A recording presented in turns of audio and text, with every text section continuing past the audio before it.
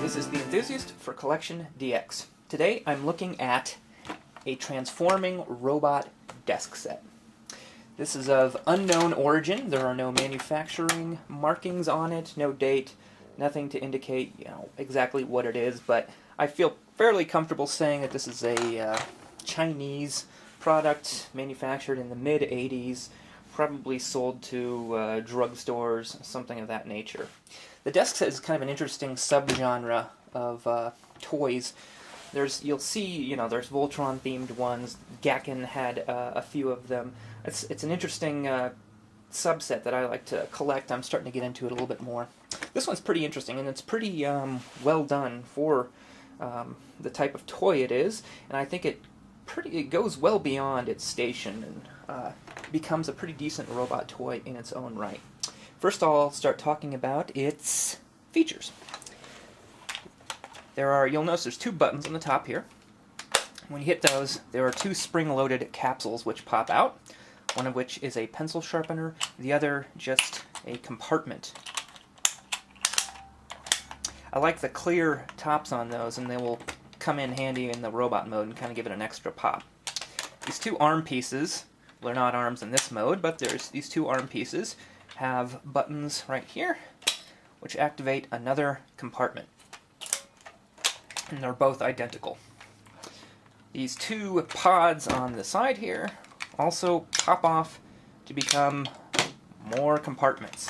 If you're sensing a theme here, apparently students need a lot of compartments and storage about their person. What else is there? There are two trays in the main body of this piece. The bottom one reveals a magnifying glass, which is very important for classroom learning, as we all know.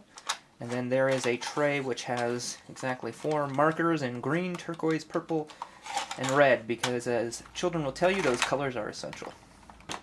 So now let's put it into its robot mode. You take these pods that we pulled off, and they slide into little grooves on the bottom here. Makes it stand upright, like so. There is a button on the chest here, which activates his head. So you see he's kind of peeking at us, but the head spring is weak. So that's my one quarrel with the toy. I might have to take it apart and see if it can improve some, but the head spring is a little degraded, so that's not great. But the arms are pretty awesome. Oop, accidentally hit that. The arms come out.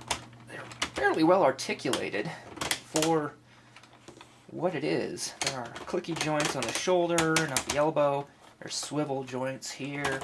So the arms are pretty decent and way better than they could have been. You can imagine if you're making such a toy as this, that your highest priority isn't making well-articulated limbs. Another detail I'd like to call your attention to is that this decal here, here, and on the back, these are all puffy stickers, which is pretty cool. I've never seen a puffy sticker on a robot toy, and I think it gives it an added texture of funk. But altogether, there's some pretty decent sculpting, details, decals, a lot of different colors. I think the composition is great.